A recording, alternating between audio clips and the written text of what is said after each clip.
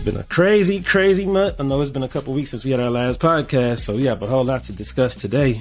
We got a lot to discuss. It's like a super month for me. You know, it's Black Music Month and it's Gay Pride Month, so I feel like double up. Final form. That's you right there. Hey, you said you're doubling up, so that's right. Got a couple days left. You got to go hard the rest of the week, then. Nah, I'm too old to go too hard. Can't do it. Looks like everybody's on my Twitch logged in, so let's get into it. Everybody who is tuned in, welcome. This is the live version of my podcast, Behind the Wheels. I am DJ R-Tistic. You're rocking with me and my co-host, EB. EB for Prez right here. That's right. I'm a DJ from Los Angeles, California, EB. Let them know who you are. I'm a writer, blogger, content creator, the musicologist in love with everything black, blacker, and blacker than blacker. That's what it's about, keeping it black.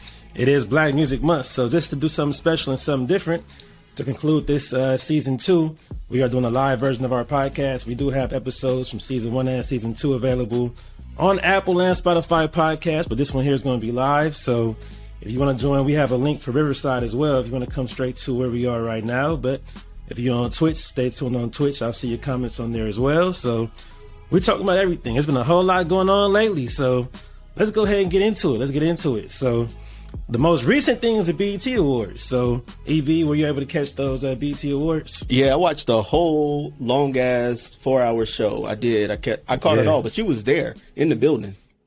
I was there. So, in typical LA fashion, I didn't get tickets till after the show started. So, I was watching it on the couch. My Wi-Fi was tripping, so I couldn't even watch it on the TV. I'm on my cell phone watching it. It's annoying trying to watch it. I'm eating some Roscoe's with this hand. So I'm like, next thing you know, a text pop up like, I got a ticket for you. I'm like, all right, let me speed up. So I got there and saw it in person. At least it was a long show. It went up for about 4 hours. So I saw about the last 2.5 hours. So overall, it was a very well-produced show, I would say. It was a lot that happened. I saw Lizzo open up the show. It was a lot that happened. Lizzo opened, and I've never, first of all, anybody who knows me know I'm old as fuck. So a lot of these people I've never honestly sat and listened to. Yeah. But I was really impressed with Lizzo, her opening. Like, she brought the energy to it, and I just loved like the body positivity that was on the stage that night. It was beautiful. Yeah, for real. I feel like the thing with Lizzo is that because she kind of popped up out of nowhere in a sense. It was where my first time seeing her was, I think, BET Awards. Was that 3 years ago now? 4 years ago? That was my first time. So I realized that I was late to the party, but it was where her music it already kind of crossed over. But you know how it is. A lot of times when artists cross over, similar to who we were talking about for the Grammys. When we were talking about, what's the dude's name who did Freedom? John Batiste. Yeah. So similar to that is where a lot of times when our artists cross over, you know, the own community doesn't love it as much. But with Lizzo, I feel like she's walking that line in a good way. And her new single is probably my favorite single from her, that About Damn Time. Yeah, that song I love. Like you said, like I think when artists come out and once they reach that point where they're crossing over, I kind of tend to tune out because in my mind it means the bullshit coming. But this song is nice, and the performance was hot. Like, I thought she did a great job. I don't want Taraji back as the host next year. Really? It's just my you weren't a fan? Nah, it just kept falling flat, and it was a couple awkward moments. Love Taraji to death, but don't come back. I mean, that's HU though. You supposed I mean, to you know, but you know, yeah, no, I don't know. I actually don't know too well, much. you should know. All right. But yeah, I mean, I feel like BET Awards is kind of a tricky one to host. I feel like it hasn't been too many hosts who were like so great where I feel like they should come back, because it's like they try to play it safe enough, but then they try to be a little bit risky at the same time. And it's you're appealing to the kids who are watching along with the grandparents. So I get that it's a difficult type of show to host, so I understand. Like, but I would love to see like Jamie Foxx or even Issa host that. I'd love to see somebody like that. Listen, Issa would probably kill it. Jamie would definitely kill it. Our good sis Monique, if she gets herself together. Yeah, Monique did it. She came out with Beyonce. She was still like the most iconic opening of the show, the most iconic host in my opinion. So I would love for that to happen again. Easily, yeah, definitely. Monique killed that one with that whole Beyonce Crazy in Love. So that's definitely something that I'll look forward to. As far as the categories, I feel like most of the winners were respectable at the minimum. I feel like I was happy to see Tim's won that Best International, and The only one I wasn't a fan of, obviously, you know me, was The Weeknd with him winning for best male. Was it R&B slash pop? Pop? I don't understand why he is in R&B categories. I still don't. I don't care what anybody says. And I thought today somebody was like, is Michael Jackson considered R&B? I'm like, that's not the same thing. I would love for the Michael Jackson and The Weeknd comparisons to stop no point completely. Look, I mean, just because Weeknd sounds like a neutered version of Mike don't mean that he's anything close to Mike. I mean, it's a whole different thing. But speaking of that, so they had like the category. They had the R&B slash pop category.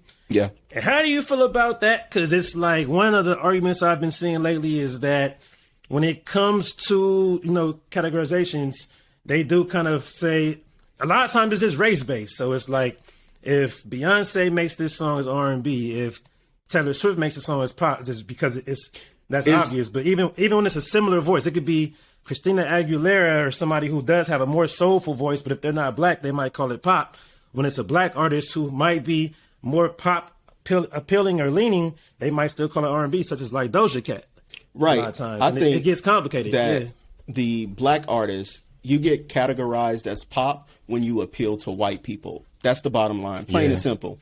For white artists, you can get categorized as R&B as long as your sound is on the 2 and the 4 and not the 1 and the 3. They're going to already say, oh, that's an R&B song. I hate the way they do it, especially with R&B, because I feel like even though all genres are just children of other genres and they're all mixed together, R&B, like in its purest form, is kind of getting erased. At first, we saw the marriage with hip hop, and even listening to the radio, like everybody listening right now, if you Google right now, 2017 R&B songs, I guarantee you're going to see a whole bunch of stuff that is nowhere near R&B.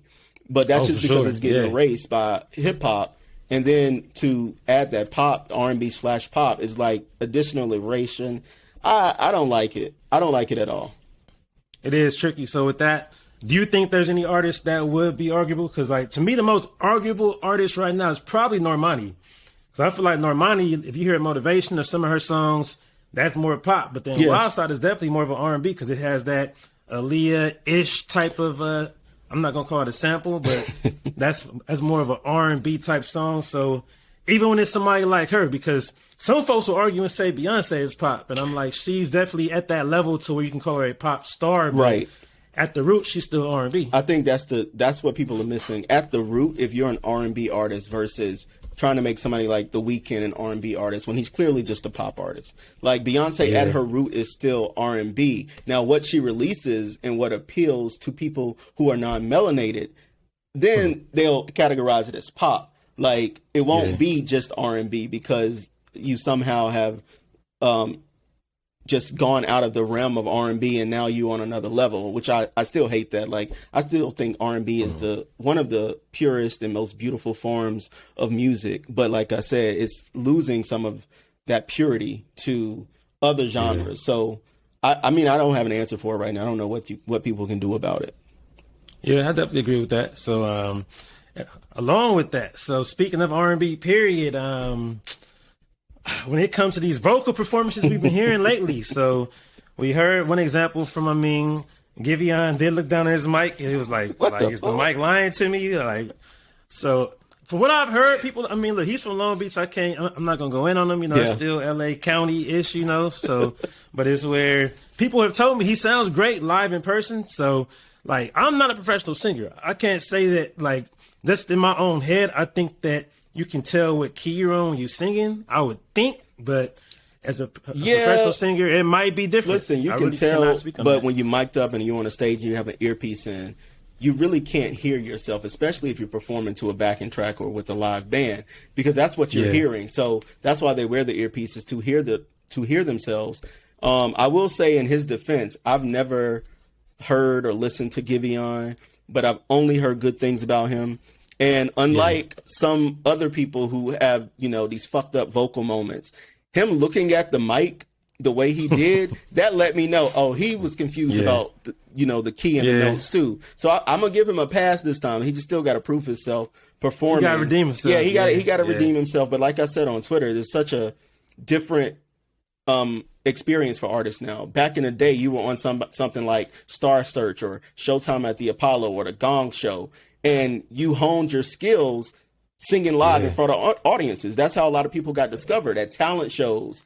Like, you know, they honed their skills that way. So this generation, it's real. If you're creating music and you're only doing it in front of your phone or in front of your computer for YouTube or for TikTok or whatever, you're not really sharpening those live performance skills. And I think that's where it's going wrong. It's nothing to do with, maybe, you know, they can't sing. I don't know. But a lot of it is you have to sharpen those skills performing live in front of audiences. And they don't do that anymore, especially leaving a pandemic. Everybody been at home, you know, like frying chicken. They ain't doing nothing. They're not performing. And even before then, younger artists don't tour in the same way that older artists do. And I think that's just a fact. Like, there are older artists who actually make their living. Like, they just tour. Younger artists don't do that. You know, they post on social media all day. That's their job is social media. Yes, their job now is social media. It's not actually sharpening those skills and being or becoming a great live performer. And I think that's where the disconnect is with a lot of people. Not just Giveon, but, you know. Not just at all. I mean, because the main thing was that Verzuz. Everybody saw Verzuz, and when Mario said, "Y'all niggas sound crazy." And this is the thing. Mario sounded great. But also, Mario kind of came up in an era at the very end of this era where he was with this label and they were just putting him on tours. Like, I saw Mario at some radio station concert one year. It was like Mario, R. Kelly, and Public Announcement. Lil Wayne was there. It was like they were performing live. Even with Omarion, I'm a little shocked because I've seen B2K too. I've seen B2K live. So I was just a little shocked that, like, damn, nobody's sounding good. Now, what's his name? Jeremiah. I mean, that was what I expected. Like, that's exactly what I expected. To me, Jeremiah has a lot of great features and beautiful songs. Beautiful gowns. I mean, honestly, that's what it was. I feel like when he tried to go live, and it did feel like they didn't do what they were supposed to. Because, I mean, of course, we saw Ray J and we saw Brandy's comment. It's where Brandy said, like she's not gonna let you embarrass the bloodline. So she had a whole post was like, "Look, bruh, you didn't drink the special tea I made you today." Like, see, a vocalist. Like Dad said you were not like you. Brandy knows because Brandy also, like, Brandy's legacy alone is based on her being the vocal Bible. And she knows because she has toured and she has worked like tirelessly with all of these big producers and big names. And her voice is still one of the most purest voices. You know, there's an entire generation that we're listening to right now influenced by this woman's vocals alone. Like, Brandy wasn't the best dancer. Like, you didn't see her doing her Sierra 1-2 step everywhere. But what you did hear was those Whitney Houston-esque vocals, you know, those layered vocals. So with Brandy coming down on Ray J the way she did, I saw it. It was cute to me. I was like, you know, that's sibling love. But for real, Ray J, you got to listen because you sounded terrible. Like, even, and he tried to blame it on holding the kid. And it was. The kid was embarrassed. The kid was embarrassed. Like, don't show my face on here. Like, what? Come on. I mean, the thing about, it is Ray J. Like, Ray J is. He don't care. He's who he is. Like, he was at the award show eating a cup of noodles, like, in the aisle. He was. So it's like. Listen, he's always going to be one of the most visible people in entertainment, whether you like him or not. Now, I've been to a lot of live shows, so I know how long those productions could be. So I thought it was genius when he pulled up that cup of noodles, like you see people with snacks, because I've been hungry before. I still got beef with Stevie Wonder one time from the BET Honors. He performed the same song for about 30 minutes because he wanted to keep starting over. All I want to do is get a cup of noodles myself, sir. So I'm not mad at Ray J for that. We were all hungry the last 30 minutes of the show. Everybody was starving. It was just like, look, like we ready to get up out of here. So that's the way it is. And speaking of Brandy in the show, like when Jack Harlow brought her out, it was hilarious because I mentioned it on Twitter and Instagram because I did Brandy's daughter's Sarah's party a couple weeks ago, and with that, I remember I was just playing what I played, and Brandy came up to me and was like, "Hey, put on Jack Harlow First Class," and she kind of like giggled, and it didn't even hit me right away. I'm like, I guess Jack Harlow, and I played it, and I'm like, oh, that's the song that she just low key dissed him back to. So, and I'm still mad at you because you didn't get a picture with my girl at the party, but that's okay. Everybody know I'm in love with Sonya Norwood. I dig. Like one of the. I was kicking it though, but she worked hard. That lady worked hard, and I think like after that performance at BET, I'm still like, oh, this whole Jack Harlow didn't know Brandy was Ray J's brother, all that. It's all publicity. Like, that was all planned for her to come out like that. I'm not mad at it. So? I think it was planned. At this point, yeah, it was planned. Because Sonya Norwood, she don't play no games. She ain't no dummy. It was all planned for her to come out at that moment. And I love the fact that they did it that way. I mean, I'm not a fan of the Jack Harlow person. I still got beef with him even being on the stage. Because Victoria Monet was outside, you know, performing her ass off. She should have been in the show, but Victoria should have been in there. Yeah, she should have been in there. Yeah. But Sonya Norwood, she put that together, and they planned that whole publicity thing. Like, what? He don't know who Brandy is for her to come out, which is probably why she asked you to play the song, and she giggled because she was like, he don't know what we got up our sleeve. You know, something like that. Okay. So, but I love the moment. I love the fact that Brandy is still doing her thing, and she can still garner that type of reaction from an audience just by her coming out and rapping. Like, she did some riffs and runs singing, but she was rapping.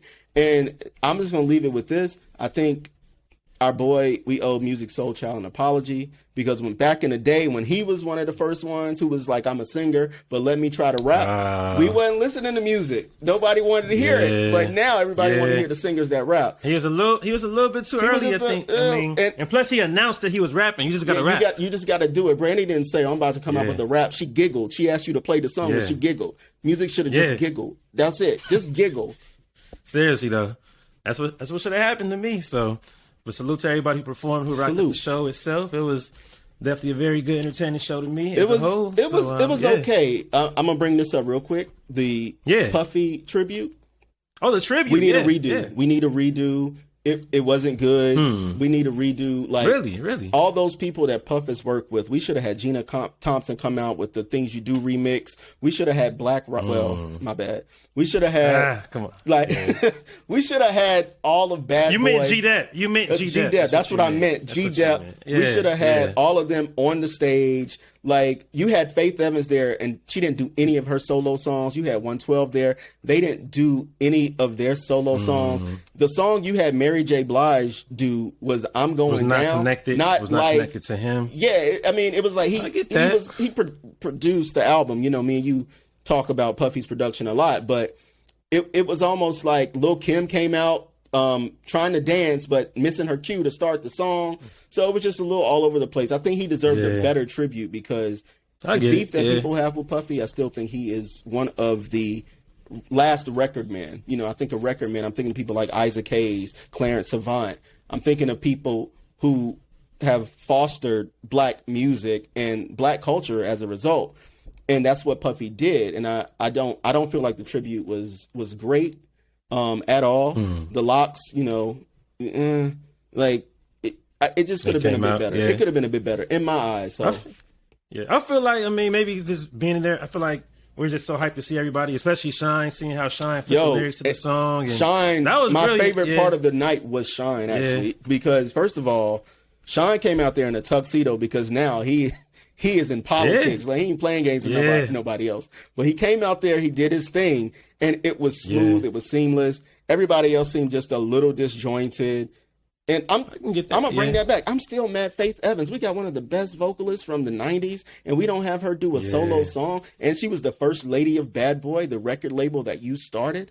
Why she can't do, like, we could have got something. You Get No Love, or, like anything, like Love Like This. Like, you should have had like Fat Man Scoop come out. Like, you should have had a whole bunch. It should have been a big production, and it wasn't. So I'm just a little disappointed in that. Yeah, I get it. And I mean, of course, we would have all loved Mace, but at this point, that was not going to happen. Mace wasn't coming out there. But look, the lady just said we got KC and Mary on the same stage. Now notice how Doechii ran their ass off the stage when the Queen stepped on, because they, I'm pretty sure there's still a restraining order in place somewhere. But 30 feet probably. 30 feet, and she wasn't playing no games. You saw how she told the people to back it up when the teleprompter went too fast. So Mary was on one that night. So KC was probably like, "Let me leave this alone." Doechii, I'm still mad. It's only 3 of them. It look weird whenever you It see look groups and it's weird. not Like, it's Jodeci. the right number. Yeah. Just find a light skin dude with an S curl or something. Throw him in there, give him some green Do what contacts. Drew and Hill just, did. You know, he Drew can Hill took a cosplay whole as nother Devontae or group. something. And they put it Yeah. like, what they took, half a player. And was just like, oh, y'all in the group now. Like, do They can that. find truth. Find somebody. Go get Michael from Boys to Men. Like, go get somebody. Like, Low key. you know, go get go get anybody. Just they ain't got to sing live. Just put them up there. Go find Montico from Immature. Is it me? He looked the same. He had the little S curl, everything on deck. So yeah, they could have found somebody. But it was. Yeah. I mean, it was nostalgic. So I will say I did love that. But I just thought we deserved a little bit more, man. Puff his influence on black music is a lasting one. So I just expected more. But then again, the tributes that they do lately, artists have been doing their own tributes, sort of. So I get That's it true. because it's like, who's going to fill their shoes? Like, who's going to get on stage and sing a tribute to Mary J. Blige or sing a tribute to Faith Evans? Who will do it justice? Yeah. Like, who's going to get up there and do something for Puff? Puff should have just had everybody from Bad Boy out there. I still say that. Like, I understand why. Where was Total? Total? Ooh. I know Keisha Epps was home with Mike looking fine and she want to look because that's what she do. But Kima and Pam ain't doing nothing. Easy. They could have been on that stage. They was watching it, probably watching it on the BET Plus app and all that. I don't want to get us cut off, so I ain't going to say where Pam was watching it at. But we can move on. Oh, wow. I mean, I will say the Bad Boy concert, that was 4 years ago now, 5 years ago, whatever it was. That was the reunion. Definitely Like the reunion tour. You wanted that because I think that was shortly before the pandemic started. But I wanted that experience. What was that? I feel like it was around 2018, maybe 2017, but maybe 17. Yeah, I think that's when the Bad Boy reunion tour happened. And that should have happened. Like, I love Puff for everything he's done for Mary because he is very instrumental in her career. But Mary was never on Bad Boy, so. Let's bring out people who were actually on Bad Boy. And if not, out, like, Mary should have sang the Love No Limit remix or something, the Real Love remix. Do a tribute to something Big. Something that connected. Actual like, put Big in there, but it didn't happen like that. I don't know. Yeah. I ain't trying to, change anybody's opinion and make it seem like I'm a hater. I'm a hater sometimes, but I ain't hating right now. I'm being honest. Shit. Me being critical, I respect that all day. I get it. So... yeah, so let's go ahead and get into that rewind segment. Speaking of artists from the past, so for everybody who's tuned in, we have the rewind segment every episode where we highlight artists from the past who made impact. They may be unsung. They may be still here with us. They may not be. But either way, we like to highlight them and give them their flowers and just do. So for this episode, EB, who do you want to highlight for your rewind? All right, so a lot of people don't give my girl respect, but Cherrelle, one of my favorite R&B artists of all time. And I think we've talked a little bit about Alexander O'Neal on the show before. Oh, for sure. But never Cherrelle. And everything about her I love. Her real name is Cherrelle Ann Norton. And the reason she goes by a little bit. The reason she go by Cherrelle though is because she was like late to work or fucked up on something, and her boss yelled out Cherrelle, like like you yelling somebody's name, you chop it up, and she was like, "Oh, okay, well, I'm gonna go with Cherrelle." So we first met her. That's a black way to remix your name. Come on, and it sounds like somebody's real name. Everybody got Aunt Cherrelle somewhere.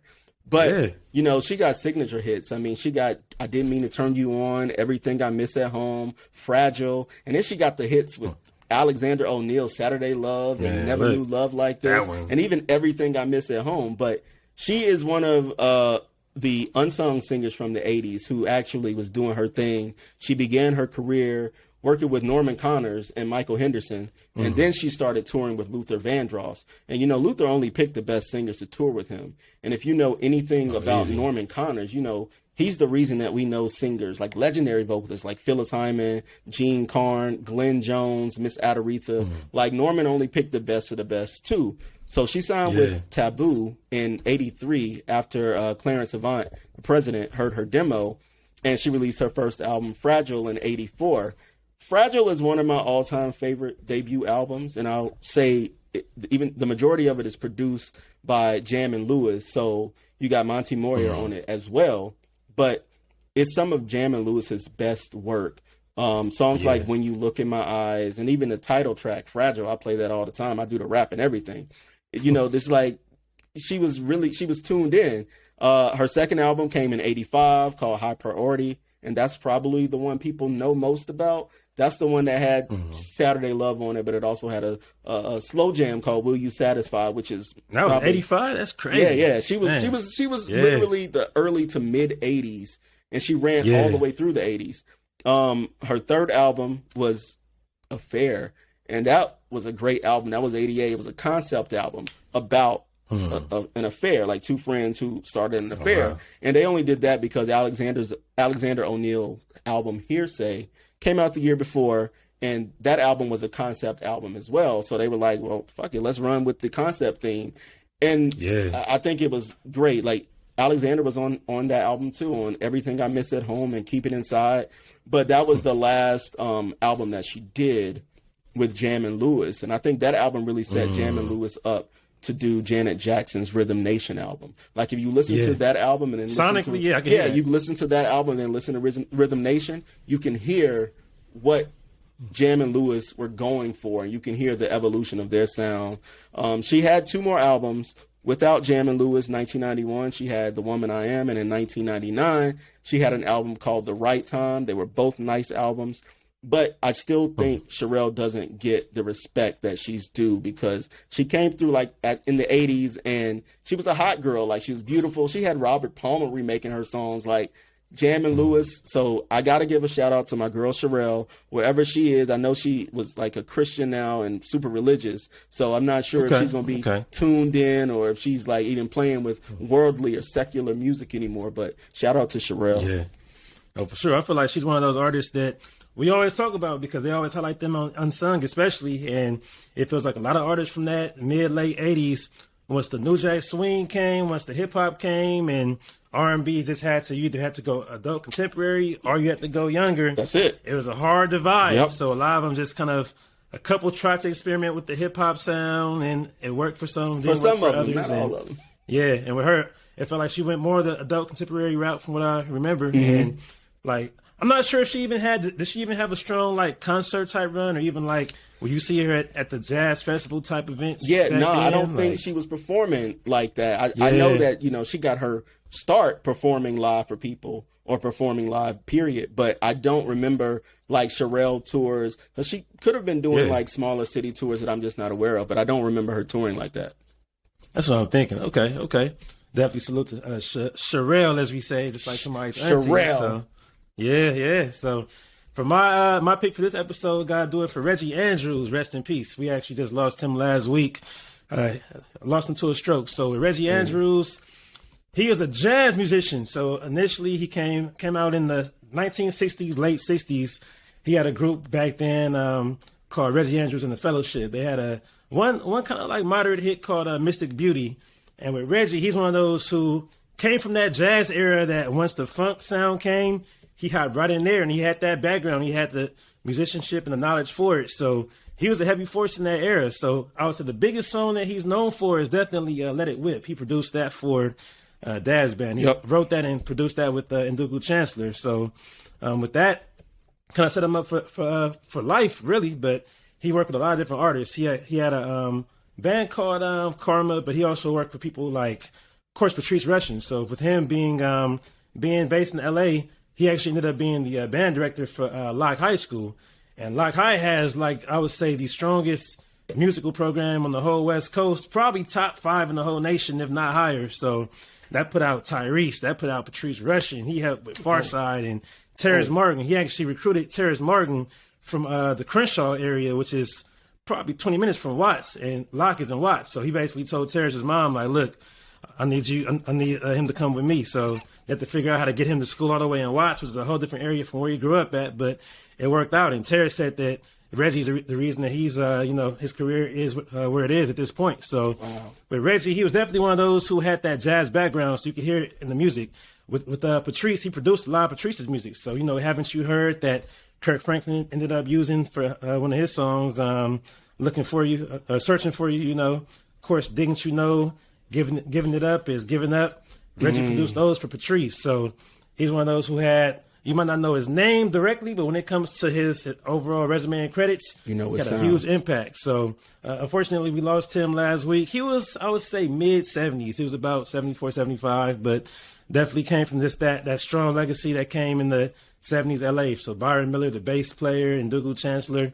George Duke came down from the Bay Area. So Gerald Albright, they all came from that same exact pocket, Patrice Rushen. So definitely had a huge impact, I would say. Like real musicianship. And his impact is crazy. Like you wrote and produced the Daz Band's Let It Whip. And I do think Skip Yarbrough had won a Grammy for that song. That's the lead vocalist from the Gap. I mean, sorry, I was about to say the Gap Band, the Daz Band. Daz Band. Yeah. And I think he won a Grammy for that. But for you to do that, and I think that was 1982, maybe 83, but I think it was 82, for you to do that and then be so influential that Terrace Martin names you as one of the reasons that he is that successful. That's like that cross-generational thing. It's cross-genre, you know, him coming from jazz and then slipping into funk and then R&B. But the fact that he had that influence on Terrace showed you that he never left those jazz roots, though.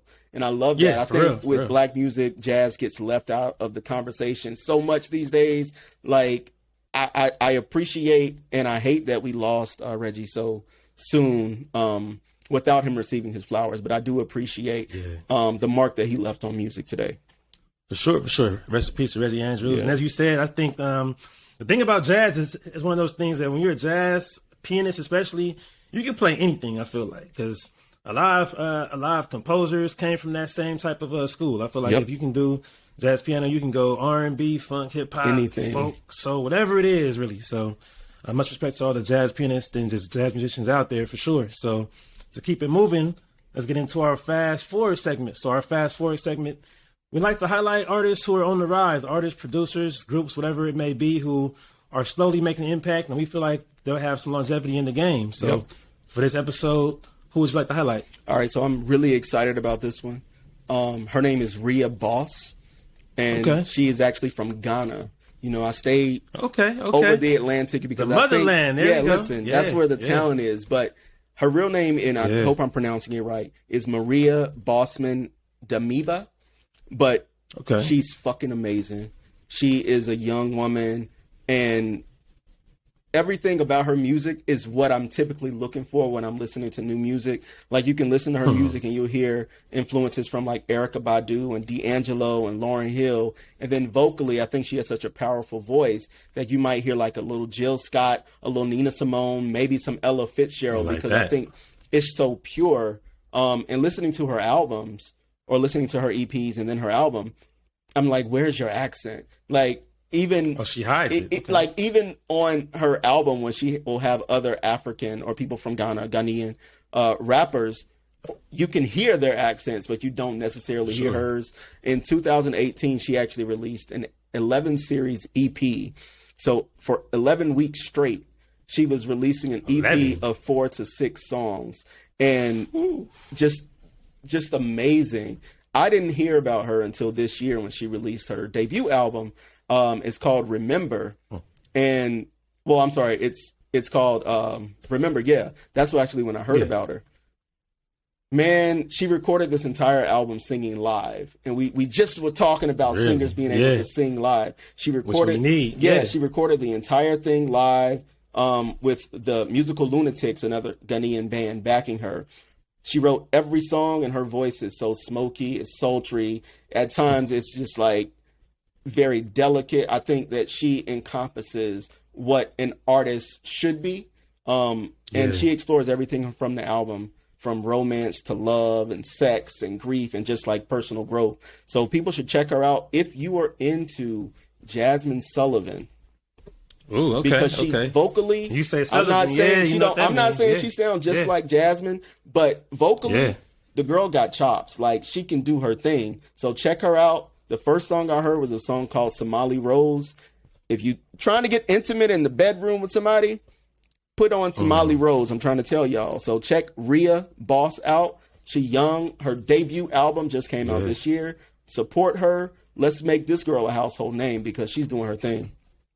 How do you spell her name again? So everybody. Her name is spelled R-I-A and then Boss, B-O-S-S.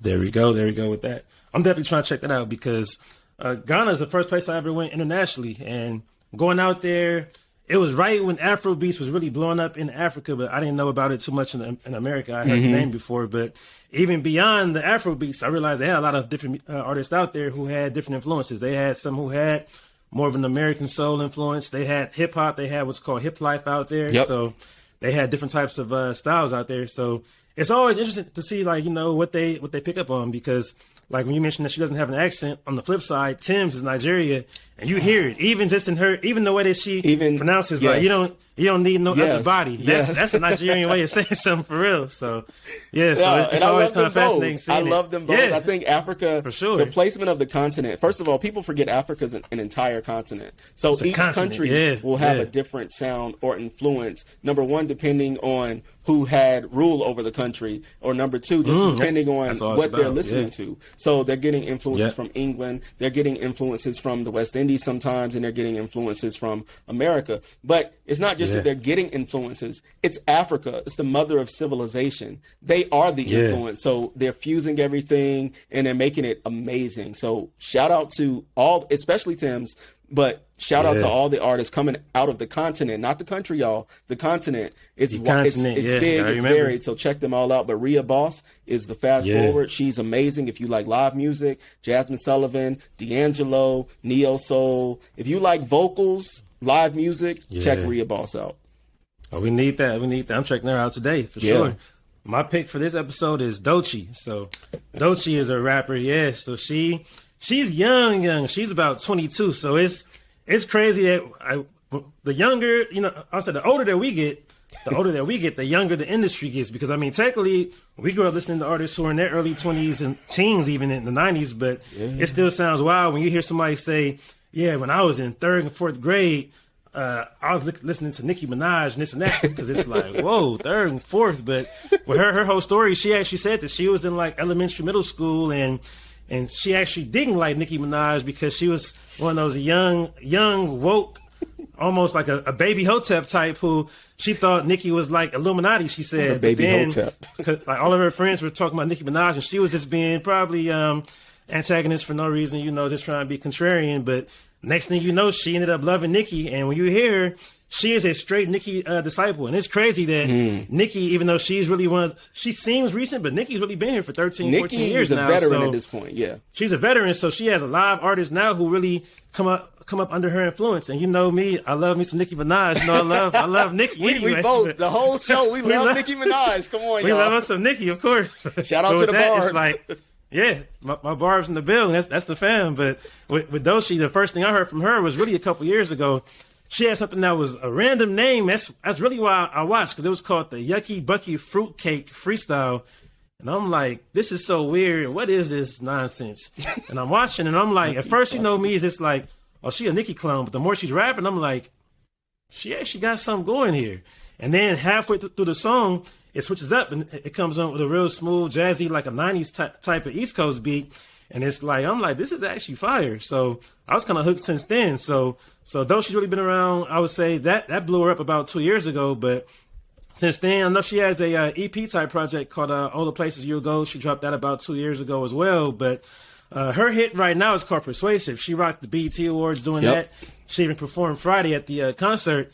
I'm like, that's really, we're going to get into it a little bit later, but that's probably my favorite current house type sounding song. Like, that song is fire right there. Persuasive is one of those where she's rapping to it, but it even has a little bit of Estelle. Shout out to the homegirl Estelle. It has a little bit of an Estelle influence with the flow. It kind of reminds me of American Boy at certain parts of it, but it has a real solid kind of a house beat, but it's a very dope song. It feels fast forward moving, I would say. So Doechii is definitely, we're waiting for her album right now.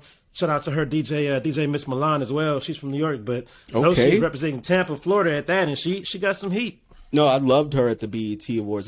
And I think, if I can remember correctly, they cut her off early, or from the TV broadcast. So we didn't see the whole performance, but she was amazing. Like, I'd never heard of her before was that 2 days ago now? 2 days ago? A couple days ago, yeah. But now I'm definitely sold on it, and I'm waiting for more. I want more, because it's rare that we see women in hip hop who come out and rock it. Like, you know, with hip hop, there always is like one or two at a time. It's like we can't let too many women rap at the same time. I hate that. But it's changing now. It's changing because there's so many on the scene now. So shout out, how you pronounce it? Doechii? Doechii. Doechii.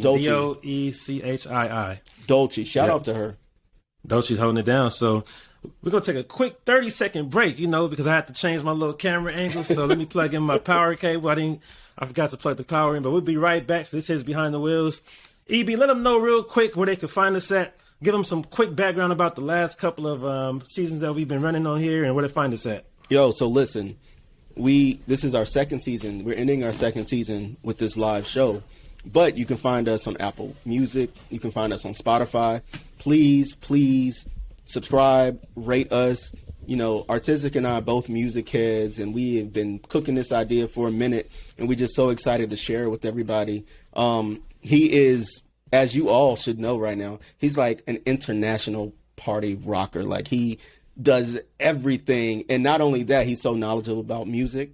So his knowledge, my knowledge, his blackness, my blackness, you got Behind the Wheels. Check us out. Rate, subscribe, like, tell a friend to tell a friend, and tell her friends, and then tell his friends. And then maybe we can all be friends. So, don't tell your friends, aunties. Tell the aunties. He like the aunties. I like the uncles. Listen, this is a pro everything show. So I hope my boo ain't listening. But if you got any uncles, send them my way. If you got any aunties, send them his way. And y'all keep listening. That's what it's about with that. This is Behind the Wheels, and we have, as we said, 2 seasons. This is the finale for season 2, but we do have the episodes to listen to on Apple and Spotify podcasts. Please rate and review us.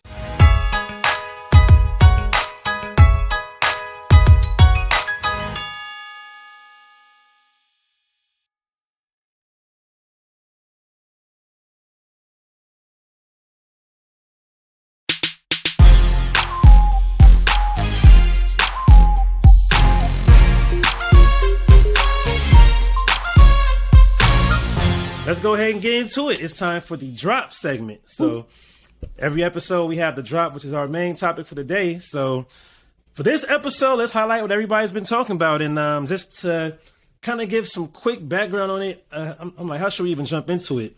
I'll just say, everybody's been talking about this house movement that's been happening, kind of a resurgence of house. And from what I see, it's basically us as black folks kind of taking it back and reclaiming it.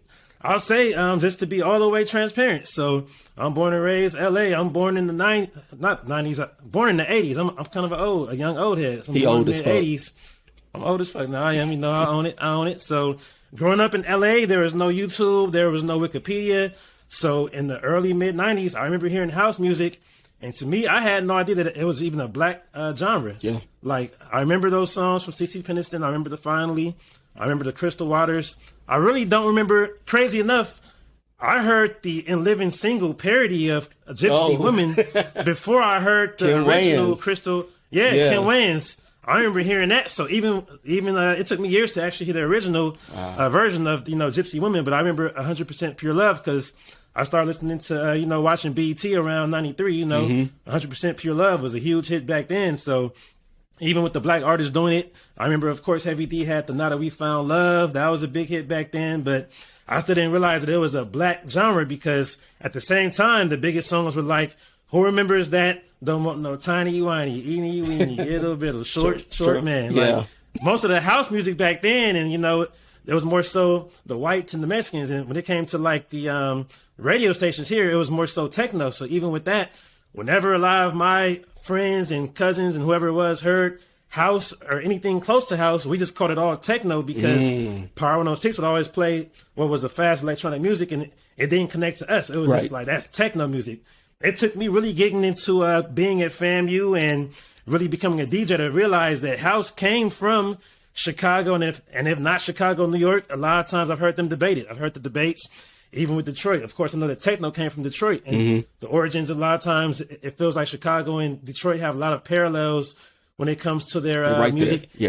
Along with New York and Jersey, because a lot of the music, even when I learned about house being from Chicago and from, a lot of it coming from the East Coast and Northeast, Midwest, I still didn't know what came from where. So I realized that certain songs did come from Chicago. Of course, Percolator is Chicago, but then my Baltimore and Jersey folks kind of have kind of a an ownership different of that style, as well, yeah. because they have a different dance to it. And then with songs like Follow Me from Alias, Yep. I always thought that was Chicago, but then that ends up being East Coast. And then Crystal Waters was from Jersey. So all that to say, I think a lot of younger black folks still don't realize that house came from us. So when we hear it, it doesn't always directly identify with us. And a lot of times it's really identified the most with recently the EDM movement. We have the electronic dance movement, and along with like the big room house. And that's what was really dominant around 2009 and 2010, when you had, at that point, the R&B artists basically had to make an EDM song just to have a hit national record. So you had Usher doing the OMG, you had the Chris Brown, the Rihanna, We Found Love, Neo had the Closer, Beyonce had the Sweet Dreams. It was where every R&B artist in that period had to make an EDM song, because that's what was going on worldwide. And we kind of identify that with being more so a European thing. But for you being from the South, but then going to Howard, and you kind of identifying Northeast, but still the South, like, how did house kind of formulate with you? Listen, it's totally different, and I'm glad that our experiences are so different. House music was started in Chicago by black gay men, and it's basically an offshoot or a child of disco music. It's like church. Like, the beautiful thing about the differences between you and I is, like, growing up in South Carolina, I would hear house every now and then. But it was when I moved to D.C., when I was legal and started going to clubs. Like, I would go to gay clubs. Now, for straight people, depending on what city you were in, I don't think the experience was the same. Like, if you were in maybe Jersey or in Chicago, you probably did hear some house when you went out. But when I first started going to gay clubs, we would always have a hip hop side of the club and a house side. Like, those were two dominant genres. Oh, wow. So I got introduced to house then when I was legal, and you'd see people putting baby powder on the floor and leaving it all, like, sweating. And, it was a whole bunch of black gay men, or I'm going to be politically correct, black LGBT plus people. Just, it's like church. It's like disco when black men were shunned, or black gay men were shunned from the church and they couldn't find it anywhere. That's when we got disco music. So for house music to come through, and you got all these powerful vocalists over these strong ass beats, it was amazing. And I'm still not the biggest house music fan in the world, depending on who's singing it, because I'm a vocal guy. I listen to vocals first. But it's black and it's gay. That's why people like Tamia and Deborah Cox and CeCe Peniston have been able to sustain these long-ass 20, 30-year careers performing at Gay Pride every year, because it is a black gay genre. And I think we call it a resurgence now, but for a lot of black gay men, it's a whole subculture that never stopped listening to house. Like, the last time I went to a club, which was maybe 2018, 2017. You ain't been in here. You've been out the game for I've been out the game. Yeah, but it was like, it was house playing. Like, house music was playing. And I guarantee right now, if I was to go to any gay club around any part of America, I'm going to hear some form of house. So I got to give a shout out to not only like the CeCe Penistons or Robin S. Robin S., a diva, like Martha Wash, like maybe even Jocelyn Brown, like all of these black vocalists who have been doing their thing. House music is black, it's gay, but it's not new. And I think a lot of people are hearing it as new, or they have associated it with like a white sound, like an EDM or electronic sound, when that's not entirely true. It just wasn't what everybody was hearing. My experience as a black gay man may have been different from yours as a straight man, or even a straight woman who was going to the club.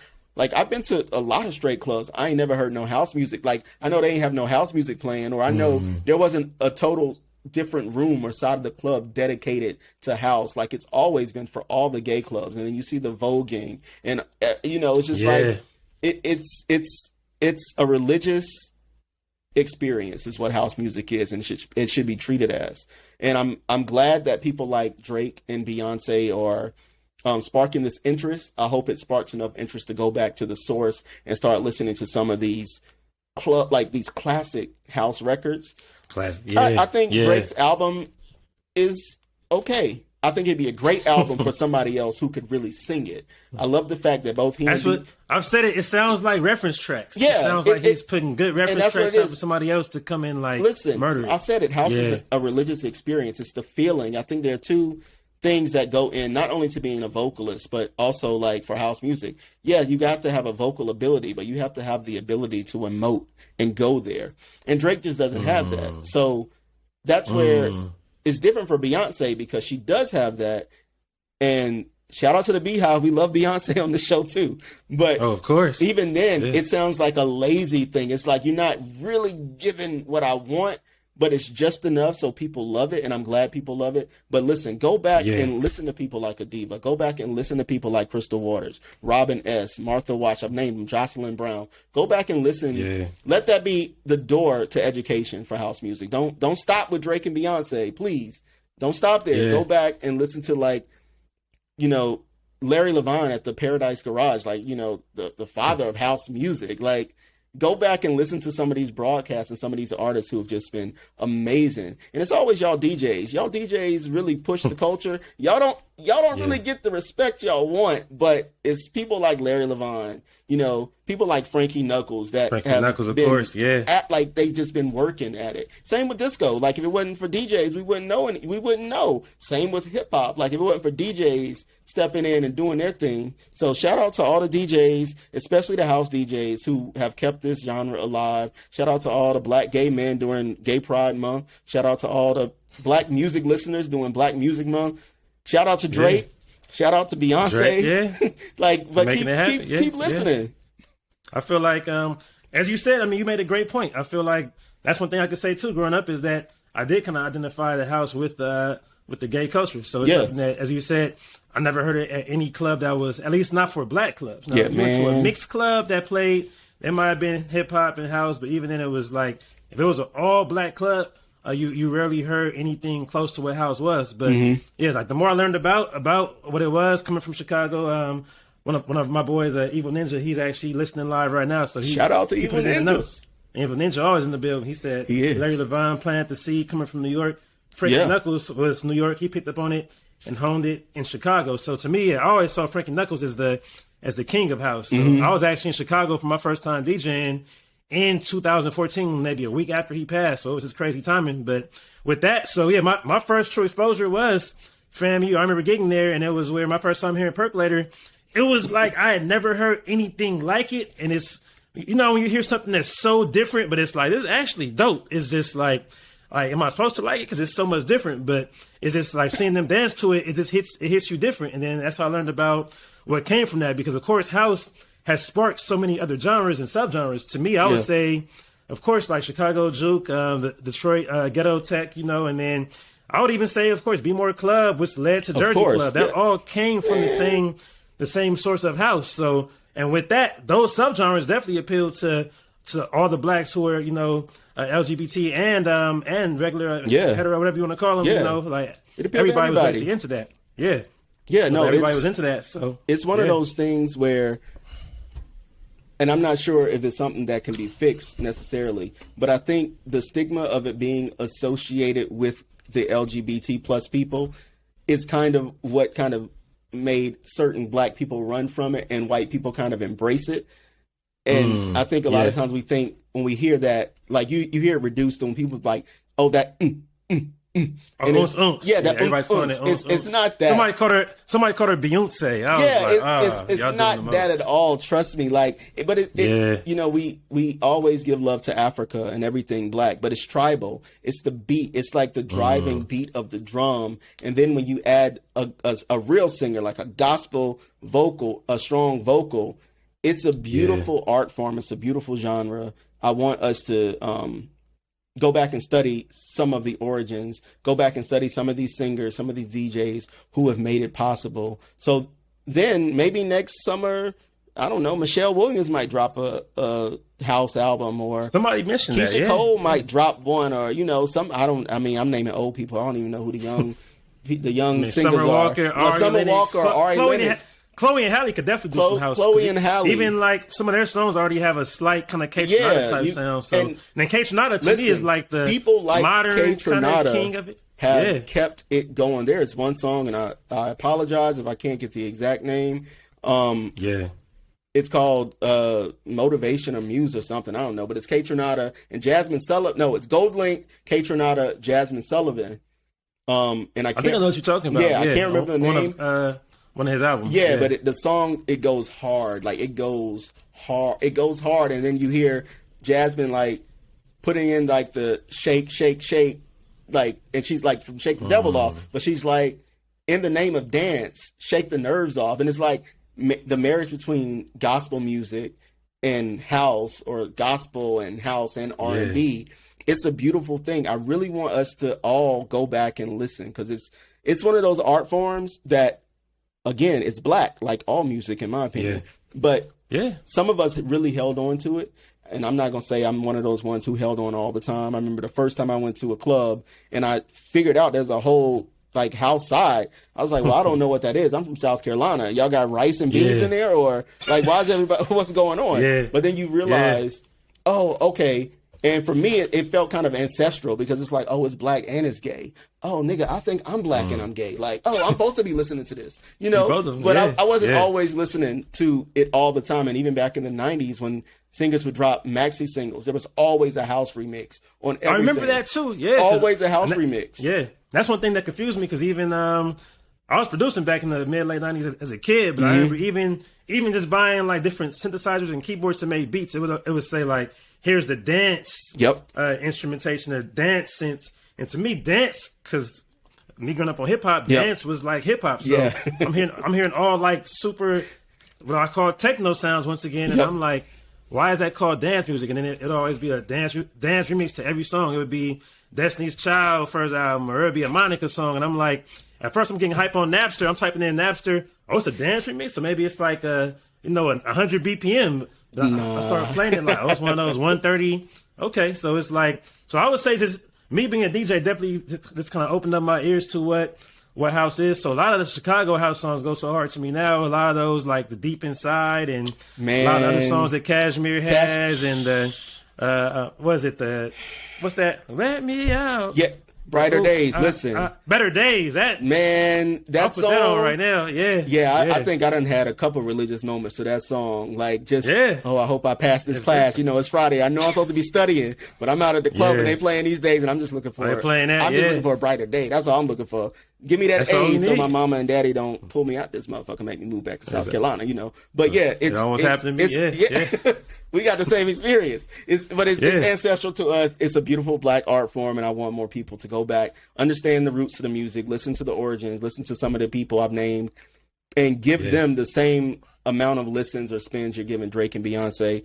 And also shout out to both Drake and Beyonce for tapping into this genre, making it happen. And they're bringing like this I don't know the word. They're just bringing this attention to a genre that has for too long been ignored. Yeah, for sure. And I would say, just judging off BET weekend, I DJ'd a few times and I just went to different parties and I was just really observing close. I was like, I'm gonna play all these the main Beyonce Break My Soul. Then I was like, for Drake, I'm gonna try Massive. I'm gonna try Sticky. Sticky is more so Jersey Club, but I was like, let me just figure out how to get into each song, how to transition into it to keep it going, because I feel like for a lot of black party goers, they're not used to hearing house, so it's like, how can I trick them into dancing to it? So for the first time I played Break My Soul, I think I went from like Truffle Butter. I was like, Truffle Butter was probably the closest to a house sounding hip hop club hit the last 10 years. So I sped that up and I slowed down to Break My Soul. Let me just blend it in real smooth and see if they keep dancing. And I'm like, all right, it worked. And it's like, the first night I played it was at the Dime the night it came out. The response was just kind of blah. It was more guys though.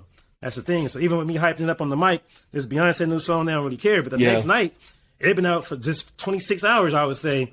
And the girls already knew all the lyrics. I said, this might be a hit. But from how I see it, it's not going to work with every black crowd. No. Especially the Drake stuff. I feel like Beyonce's going to work for all the women going to love that. Because she Beyonce. So even the women who don't care for Show Me Love, the women who don't care for Crystal Waters are still going to like it because it's Beyonce. Yep. with Drake, the Drake fans are gonna like it because it's Drake.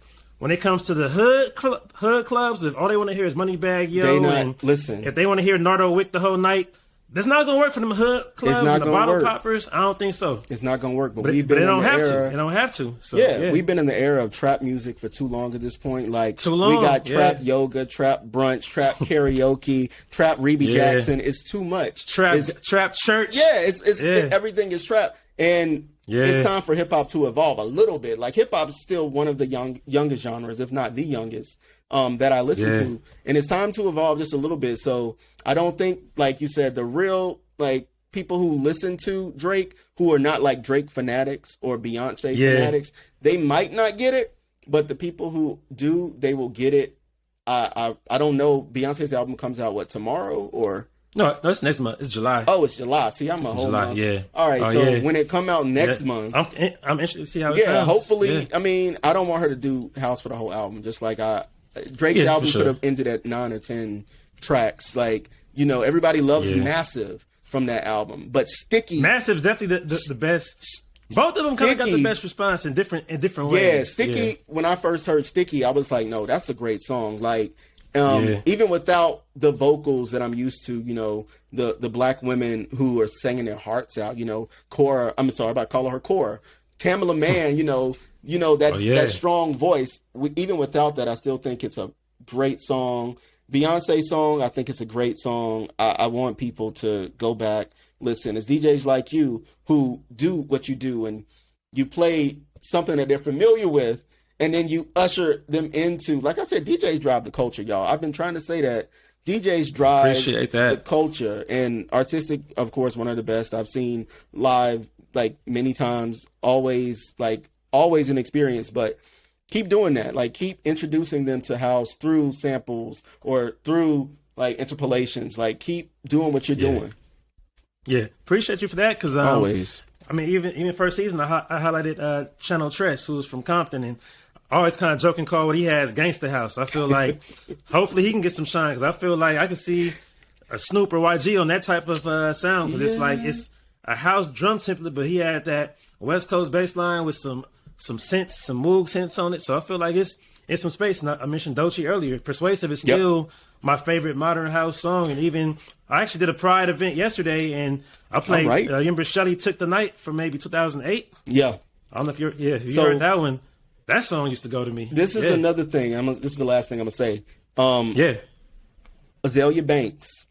Has been doing it, but I've never listened because I can't get past the social media antics. Like I just can't get into the music like that because every time I try, I'm thinking about her doing some dumb shit. But apparently, she had a whole album and songs that she's been keeping it alive in her own way for her fans. So I have to give her a shout out, even though I haven't listened to her yet. I might not. It's just too much for me. I'm old, but shout out to her too for grinding and exploring that different sound. Maybe it's not different for her. I'm not sure where she's from, but shout out to her for that. She's in New York, but okay. Salute to her because she is like. Of course, she's even thrown some shots at Beyonce for, I've been doing it. And it's like, you ain't but we know you've been doing it. If you weren't fucking aggravating, we would listen to you. Excuse my language. Yeah. But, it's facts. Facts.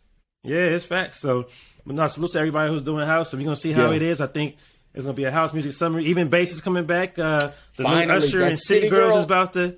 Yeah, we need just the upbeat music. I heard the sample, and it was actually that late and freak it. I went crazy because I'm going to South Carolina next month for the month, and I know I'm gonna have lots of Friday nights listening to that song with my cousins because And when I was in high school, that freak it, that's how you start your Friday night. That was the Friday night pregame. You listen to the freak it, and then you got to sneak out the window to get to the party or whatever. But you was listening to you get there. Lathan, yeah. So I'm looking forward to this summer. Death to all this slow trap shit. So let's go. So to conclude our show, every episode we have what's called the beat match. With the beat match, we take two artists, discographies, 2 songs, 2 albums, 2 decades, whatever it could be, 2 cities.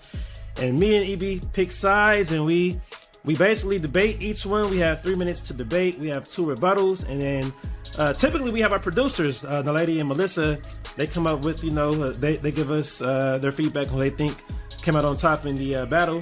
for everybody who's listening live right now, we're going to let you do it. So if you're on Twitch, put it in the comments. But this is how we're going to do it.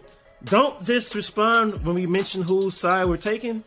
Give us a chance to give our arguments on it, So it's not just about what you personally like better, but more so about whose arguments you feel, is the strongest for it. So with this one, this is how we're going to do it. So, EB, of course, you mentioned that that they honored Diddy at the BET Awards. Diddy had a huge impact. 25 years ago, I think that's when Diddy really just blew up. That's unfortunately, it's the year that Biggie passed too. So, of course, he helped, put out Biggie's two first albums. And to me, that's obviously the best two Bad Boy albums, obviously. Life After Death and Ready to Die, But beyond that, what would you say is the best Bad Boy album aside from that? Especially if you're going back to 97, that's 25 years ago. Yep. If you have to pick after Life or Death, what album are you picking for, when it comes to Bad Boy and Diddy? So people are going to look at me real crazy when I say this probably, because I know we typically don't think of Puff as a great artist himself. Like, he's a record man, he's a producer, all this other stuff, an artist himself. But I'm going with his album, Puff. Is it Puff Daddy and the Family was the name?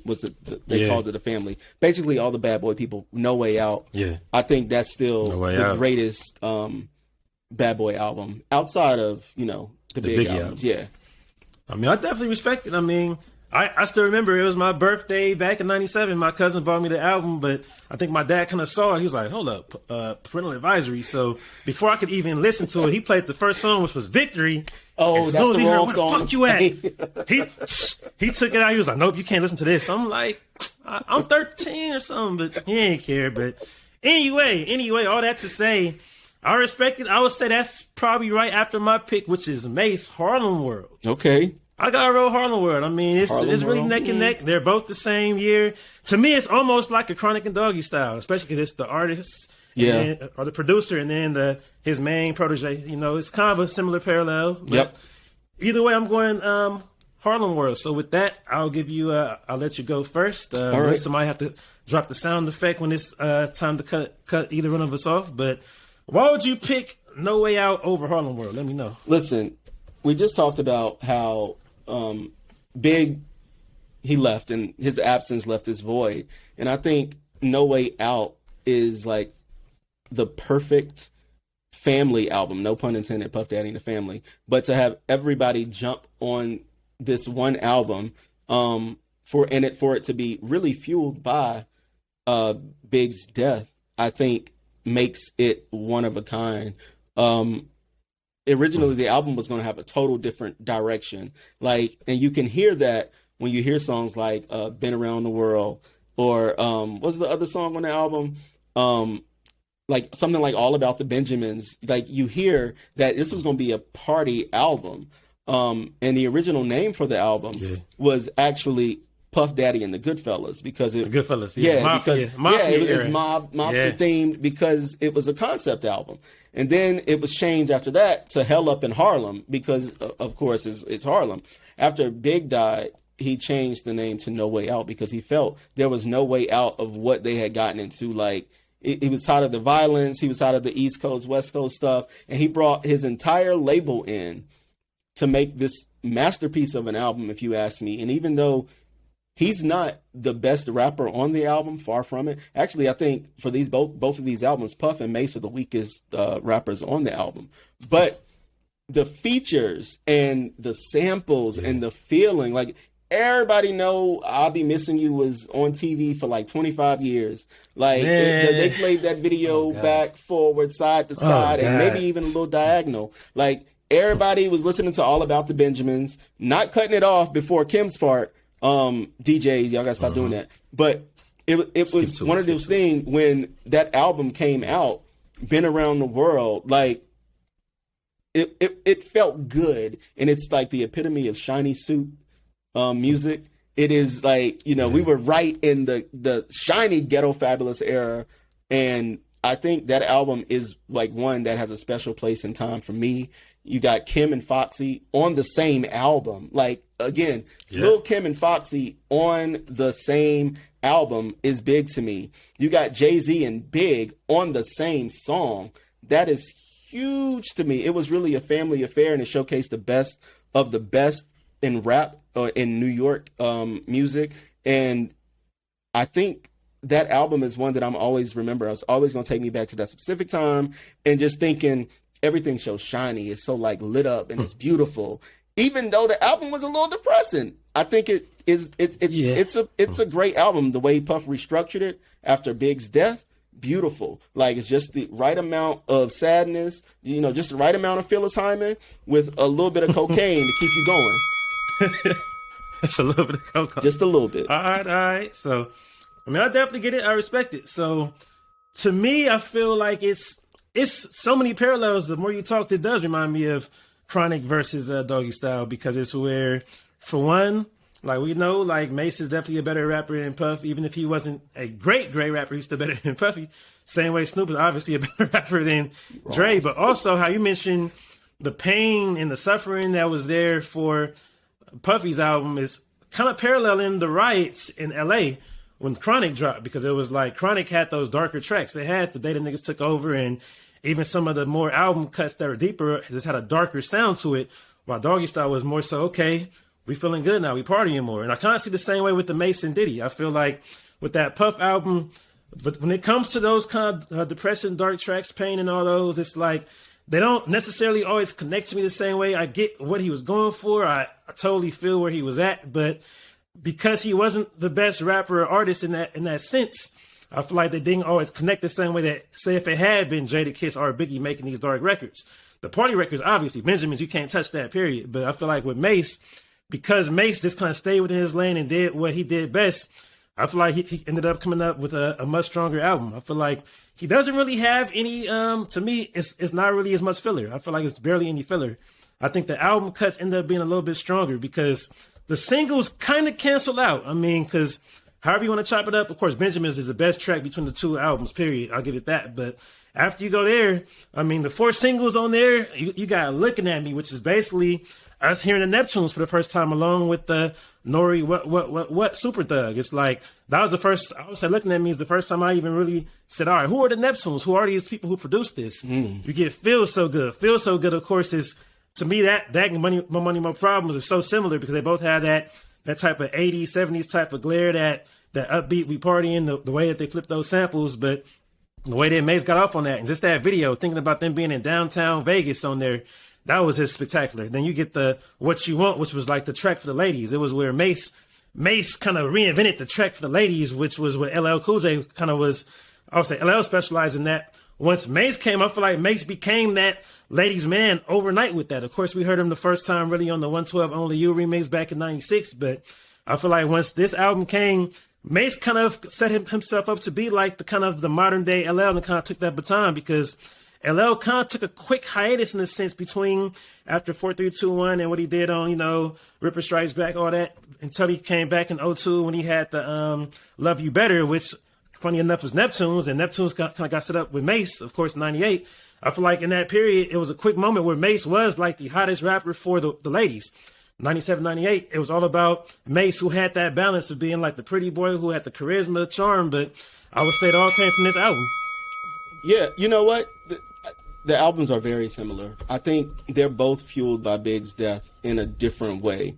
I think Puff's was more of a dedication to Big, which is why you get the sad songs rebranded from the album that was going to just be a party record or a party album, which is also, it kind of ties into the filler element that you're talking about. I don't think there's any filler. I think it would have been filler on the album had Big not died, because there were certain songs that I don't think we would have gotten. And I think trying to make a party record, you don't tap into the emotion in the same way that he did after Big's death. And then you got Mace's album, which I think what helped him was Big being gone, because Mase was total opposite. Well, he was marketed as total opposite. Don't forget, Mase started with Cam'ron and them, so they wasn't playing Murder Mase. Murder Mase. He was marketed as total opposite. And I think that was in part to the violence that was taking place. And we're gonna make it palatable to more people. The better party tracks, in my opinion, are still on No Way Out. Like it's still the party tracks, the mobster theme, all of the samples. You got samples from David Bowie, you got Roy Ayers, Yarborough and People, Stevie Wonder, Marvin Gaye, Diana Ross, Love Unlimited, the Jackson 5, Kool and the Gang, Roberta Flack, Al Green, Grandmaster Flash. That clearance budget was about $5 million. And then some of the samples were so strategic. Like you're using Marvin Gaye's "If I Should Die Tonight." Think about that, because the album is about Big's death, and then you're also using songs by New Edition, like "Is This the End?" And they might have been singing to a girl, but I feel the samples were very strategic in the album being such a great album and viewed as an album for Puff's therapy after getting over Big. And then you got songs. I mean, it makes sense. I mean, I do feel like the way that he used those samples, of course, that budget was probably high, but I do feel like when it just came to the album cuts, that's kind of where it is. I feel like even if Puffy's singles might have been at the same level, a little bit better, I feel like the album cuts give me that advantage. I feel like he had, of course, Do You Want to Get That Money? Like, I remember that song, while y'all players want to play, hey, like, I remember hearing that, just people around school just sing that one all the time. And then he had the Love You So type tracks with Billy Lawrence. He also had DMX on there twice, and it was the year before DMX kind of took over everything, but he had DMX on there twice. He had him, of course, on Take Was Yours, but then on 24 Hours to Live, I feel like he had the better street single of the two albums, because 24 Hours to Live was not a commercial, glossy party record, but that ended up being huge because the video was so dope, and just because it was such a, like, we still talk about that. Our first season, we even had a whole segment based on that one time about, like, and we had 24 Hours to Live, so I feel like even that had a lot of impact. And then one thing, too, is 97, so the South hadn't even taken over yet, but he had 8 Ball and MJG on the Player Way, and that song didn't feel forced. It didn't feel like one of those, let's put them on because we got to have a song for the South. Nobody was doing that in 97. 97 was still more so, if anything, let's make a song with the West Coast to show we have peace and we get along now. But they said, nah, we rocking with Memphis, which was like, that was kind of unheard of for the time. So I give them props for that. And even when it came to like the songs that didn't become singles that had potential, like Cheat on You with the 112 and C's, that song could have been a single easily, I feel like. And then even the comedic song, like one thing about Bad Boy in that era, they were good at having those funny, hilarious songs. And we used to love Jealous Guy, as dumb as it was, but it was a great closer. It kind of set the tone that this album is not that serious. This album is kind of a lighthearted album. And it's funny that they both sampled New Edition in different ways. Puffy sampled New Edition to make a serious track, and he sampled them to make kind of a comedic track in that same way. Just that kind of hilarious, whatever it was. So all right, so like it showed the form.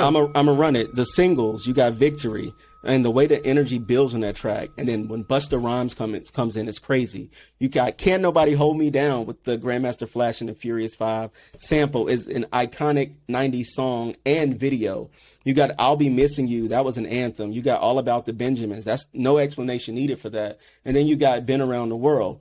You got singers on the album. You got Kelly Price all over the album. You got Carl Thomas. You got a song with Genuine. You have 112, and you have the Faith Evans, arguably one of the greatest singers from the 1990s on the album. That album fueled Wu-Tang Is for the Children, and that was because Puff was winning all the damn awards. They won the Grammy for the best rap album, and ODB was tired of the shit. Wow. You got the rappers. You got Big, Busta, Mace, Kim, Carl Thomas, Jay-Z, Black Rob, The Lox, Twista, Foxy Brown, again, on an album with Kim. You got all them on this album, and I just think it is a better album overall. I think, Mace let us party, but Puff gave us a little more.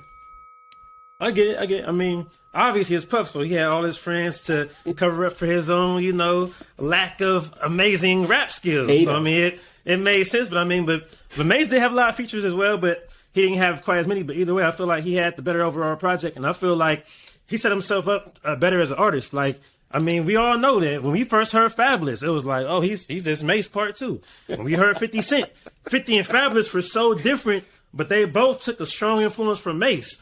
Like the whole flow that 50 used, because when we first heard 50, he didn't sound like that. But after he got shot, it was like he sounded just like a kind of a more hood Mace. It's the whole, like, Mace kind of created that lazy but comedic type of flow. So I feel like just the fact that he was able to kind of showcase that for a whole album, that definitely was what made it what it was. And those singles, I'm telling you, those singles hit so hard. I feel like feel so good. The Mace got the ladies. Yeah. Like, I think Mace has showed his artistry because he was he was good at making full songs. It's where he didn't have to have the ghostwriters behind him and other artists to fill in. It was where he was able to do the hooks. He was able to do the that's what we doing. Bridges, everything. Okay, that's what we doing with it. But, okay, you know, I love Puff, of course. Puff, hey, what's up, Puff? That's the homie forever now. But that's what it is. So at this time, we're gonna do it different. We're gonna have the audience judge. So everybody who is on Twitch, on Twitter Spaces, on Riverside, including our producers, let us know. We'll give you about 1 minute to kind of think about it real quick. But what album do you think won in this debate, at least? Who would you say won this debate? Would it be EB with the No Way Out, or would it be me with the Harlem World? Let me know. Let's see what they're talking about. Let's see. So we are waiting for the responses. Shout out to everybody who's tuned in on Twitch. Shout out to everybody for real. who's... Yeah. Shout out to everybody tuned in. Like, we're reading the comments. It's hard to keep up, but we reading the comments. We got our producer working overtime. Shout out to Melisa for pasting all the comments in this chat so we can keep up. But come on, be real, y'all. Which album would you listening to more? He said, don't just do that because he went to FAMU and he talked about Mace and Mace got dimples. Nobody don't care about that. Give us the real answer. You mad because you ain't got dimples. Lucky you got a beard now. Listen, when I lose weight, you're going to be able to see these dimples. And this beard, all right. You know, I got dimples too.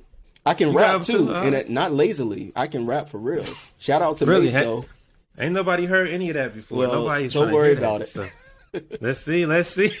I'm looking at. All right, let's see what the comments is talking about. So looks like Les Boogie said No Way Out. Christina said No Way Out. El Pierre said EB had the better argument for No Way Out. Steve said the same thing. I thought y'all was my people. You know, y'all ain't getting free to none of my parties no more. Alicia B said Harlem World. Booski said Harlem World. Evil Ninja said Harlem World. Odyssey Nicole said No Way Out. L. Bing said Harlem World. Naledi said No Way Out because she just, of course, she had a concert experience. She's a professional, so what Naledi said, yeah. I guess Polo 22 and Mim says No Way Out. Let's see. We already got Mikey saying No Way Out. Saying No Way Out. Booski, Harlem World, Pride World. Okay. Amadou. Okay. He would me. What Amadou say? He would me. He would. Listen, Amadou, you ain't had him out. You wasn't outside. He was listening. Outside. He was wearing his shiny pants, creased up from the dry cleaners. He was wearing them. He was there. Yeah, he was 98. He was playing that E40. He was up there in Seattle bumping that bay. He was playing that. All right. Looks like EB took this one. So all right. So for the live episode, EB went ahead and took this one. So congratulations. You know, we listen. The beat match is always the hardest part of this show because R-Tistic and I have like such similar tastes. We will go back and forth on ideas like which album you think better, which song, which producer, and we 98.9% of the time choose the same person. And sometimes we'll just like take all right, I'll take the other argument just to see what, but. Keep listening to us, y'all. We do this every show. We 2 seasons in. Go back. Apple Music. Go back. Spotify. Listen, we got beat matches with everybody. Next season, we're going to have more beat matches. We're going to throw a Beyonce one in there next season. Just for y'all. Just for fun. We should do Beyonce and Nicki Minaj. It don't make no sense. I want the Beehive versus the Barbs to tune in. We can do that. We might get 18 million listeners. Yeah, we're going to shut it down. If we set it up right. We're going to do that. We should. Beyonce and Nicki. Let's go. It don't make any sense at all. I mean, no parallels. But they both carry their respective genres on their back for a couple years. So we'll run with that. Yep, and I think the Beehive, they strong, but you know, I'm a Barb. You know, I'm an unofficial Barb. Oh, now you're a Barb. Okay. Well, I'm Beehive all the way. But I love the Barbs too, though. I don't want no. We don't want no problems. It's funny because even with me posting Beyonce's song, like I ain't mentioned anything about Nicki at all. But somebody commented talking about, you know what? Beyonce is jealous of Nicki Minaj because whenever I'm like, she didn't nothing about this. I'm not gonna say it because I'm not. Y'all ain't gonna come after me. But maybe they got a point. Who knows? They might have a point though. You're right. They might. They always have a good point. Anyway, this is Behind the Wheels podcast. This concludes season 2. So we'll be on a hiatus. So everybody who's tuned in. Thank you. We appreciate you once again. Please go back and listen to season 1 and 2. It's available on Spotify, Apple Podcasts. Please rate and review us. You can find me. I'll be on Twitch every Wednesday for Westside Wednesdays. We'll be having a music trivia night coming up again soon. Follow me on Twitter, on Instagram, on I'm on TikTok. I might get back on Black Planet. I've seen your TikTok videos. Yeah, TikTok. I might come back on TikTok. Yeah, I'm trying to get back, trying to appeal to the youngsters out there. EB, where can they find you? Y'all can find me everywhere. EB for Prez. That's EB, the number 4, and then Prez, Prez. On Twitter, I'm Instagram. If you on Facebook, EB for Prez, and it'll take you to the professional page. EB's Vintage Soul. So that's all music before 1994. So it's going back to the 50s, black music, black movie. It's black everything, black excellence. So check me out. That's what it is. So much love to our producer, Melisa, for holding us down for the last 2 seasons, doing her thing. Man. If you see Melisa at any parties, I'm not going to say where she going to be at. That's Melisa right there. Look at her. Yeah. This is natural hair gang in the building. Everybody, we all natural here. Yeah. We are. We black. We doing that. We black and we holding it down. So appreciate y'all for rocking with us. And to my manager and producer, Naledi, happy birthday. It's her birthday week, you know. She out here celebrating. She's a Cancer in the building. So she's not going to show her face, but she should, you know, because she don't have to show her face. She got that knowledge. She got that knowledge. She know what's going on. Just because she voted for you today. Just because she voted for you. All right. I'm going to take what I can get. Hey, whatever. Appreciate y'all for rocking with us. We will see y'all next season, but make sure y'all tune into our previous episodes. Yes. Out of here, fam. You in the building. We out, y'all. HU. We don't know. We don't know nothing about that. Nothing about it. Hater. Out of here. Behind the Wheels is produced by Melisa D. Monts and Naledi Seck.